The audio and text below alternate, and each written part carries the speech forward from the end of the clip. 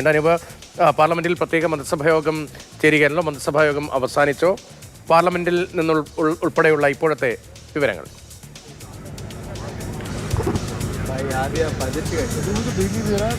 പാർലമെന്റിലേക്ക് എല്ലാവരും എത്തിക്കൊണ്ടിരിക്കുകയാണ്. ബജറ്റ് അവതരണത്തിലേക്ക് കാര്യങ്ങൾ നീങ്ങുന്നു. ഒരു അല്പസമയത്തിനകം ബജറ്റ് അവതരണം ആരംഭിക്കും. ഇപ്പോൾ എം പിമാർ ഇവിടേക്ക് എത്തിക്കൊണ്ടിരിക്കുന്നുണ്ട്.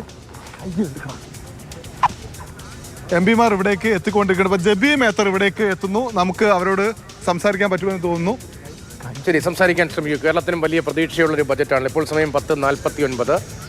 ഒരു 11 മിനിറ്റ് സമയം കൂടിയേ ബജറ്റ് അവതരണത്തിലുള്ളൂ. രാജ്യം വലിയ പ്രതീക്ഷയിലാണ്. നേരത്തെ ബസ് സൂചിപ്പിച്ചതുപോലെ നികുതി ഘടനയിൽ ഉൾപ്പെടെ ഏതെങ്കിലും പുതിയ പ്രഖ്യാപനം ഇനി സബ്സ്റ്റൻസ് നന്നാകുമോ എന്നുള്ളതാണ് നമ്മൾ നോക്കേണ്ടത്. അതുകൊണ്ട് കാഞ്ചീപുരം സാരി കൊടുത്തതിനെ സ്വാഗതം ചെയ്യുന്നു. ഇനി പ്രസന്റ് ചെയ്യുന്ന ബഡ്ജറ്റിൽ അതിൽ കഴമ്പുണ്ടോ എന്നുള്ളതാണ് പ്രത്യേകം പ്രതീക്ഷ.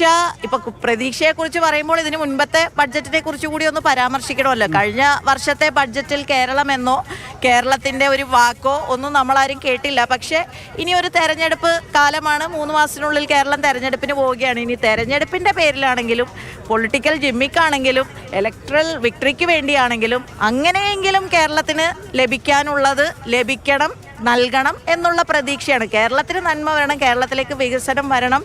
എയിംസ് ഏറ്റവും പ്രധാനപ്പെട്ട ഒരു ആവശ്യമാണ്, പ്രതീക്ഷയാണ്. നമ്മൾ കേരളം ഒന്നടങ്കം കാത്തിരിക്കുന്ന ഒരു വാർത്തയാണ് എയിംസിനായി. അതേപോലെ സ്ത്രീകളെ കേന്ദ്രീകരിച്ചും ഇവരുടെ ഈ ബേട്ടി പഠാവോ ബേട്ടി ബച്ചാവോ എന്നുള്ളതിൻ്റെയൊക്കെ അപ്പുറത്തേക്ക് സ്ത്രീ സുരക്ഷ എന്ന് പറയുന്നതൊക്കെ ഇപ്പോൾ ഏറ്റവും ഒരു ഭീതിജനകമായ ഒരു സാഹചര്യമാണ് രാജ്യത്തുടനീളം. അപ്പോൾ സ്ത്രീകൾക്ക് വേണ്ടിയുള്ള അല്ലെങ്കിൽ സ്ത്രീകളുടെ സുരക്ഷയോടൊപ്പം തന്നെ സ്ത്രീ ശാക്തീകരണത്തിന് എത്രത്തോളം പദ്ധതികളൊക്കെ ഉണ്ട് എന്ന് നമ്മൾ കാണേണ്ടിയിരിക്കുന്നു. കേരളം പ്രത്യേക പാക്കേജ് ആവശ്യപ്പെട്ടിട്ടുണ്ട്. അത് കഴിഞ്ഞ തവണ അതിന് മുൻപൊക്കെ ആവശ്യപ്പെട്ടിരുന്നു, ലഭിച്ചിരുന്നില്ല. ഇത്തവണയും ആവശ്യപ്പെട്ടിട്ടുണ്ട്. അത് ലഭിക്കാത്ത സാഹചര്യം ഉണ്ടായാൽ ഒരുമിച്ച് നിന്നിട്ടുള്ള ഒരു ഇടപെടൽ സഭയിലുണ്ടാവും. കേരളത്തിന് വേണ്ടി കേരളത്തിൽ നിന്നുള്ള MP-മാർ ഒന്നടങ്കം എപ്പോഴും ശബ്ദിക്കുന്ന കാര്യമാണ്. കേരളത്തിന് വേണ്ടി അതിൽ ഒരു വേർതിരിവ് നമുക്ക് ആർക്കുമില്ല. കേരളത്തിന് നൽകേണ്ട കാര്യങ്ങൾ, പദ്ധതികൾ, സ്കീമുകൾ, ഗ്രാൻറ്റുകൾ കഴിഞ്ഞ തവണത്തെ അതിന് മുൻപത്തെ വർഷത്തെ വെച്ച് നോക്കുമ്പോൾ ഗ്രാൻറ്റ് കഴിഞ്ഞ തവണ കേരളത്തിന് ലഭിച്ചത് അതിനേക്കാൾ കുറവാണ്.